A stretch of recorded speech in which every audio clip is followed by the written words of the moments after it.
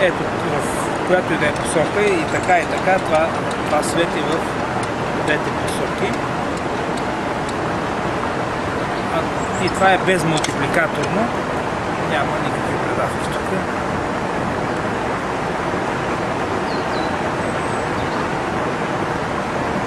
Има само вала и алтернатор. И тук е свързано с лампата.